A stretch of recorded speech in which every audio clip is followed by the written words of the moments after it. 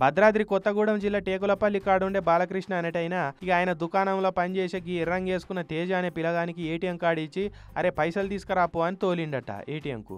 అయితే ఏటీఎంలో పోయి పైసలు తీస్తుంటే వెనకప్పటికి బద్మాషోళ్ళు ఇద్దరు వచ్చిర్రు. అరే గట్లగా మీకు ఇట్లా పెట్టాలి కార్డును, అరే ఇప్పుడు పిన్ నెంబర్ కొట్టు అని 2 సార్లు కార్డు తీపిచ్చి పిన్ నెంబర్ కొట్టించారు. ఇంతలోనే పిల్లగానికి ఫోన్ వస్తే అల్లో అనుకుంటా కాల్ మాట్లాడిండు. ఇక వీళ్ళు ఇదే సందని అనుకొని ఇటీ తమ్మి కార్డు అని చెప్పి కార్డు మిషన్లో పెట్టినట్టే పెట్టి ఈ కార్డును తీసేసుకొని వాళ్ళ తానున్న డమ్మీ కార్డును పెట్టిర్రు. తమ్మి పిన్ నెంబర్ కొట్టాలంటే ఆఫీసర్ పిల్లగాడు నెంబర్ కూడా వానికి చెప్పిండు.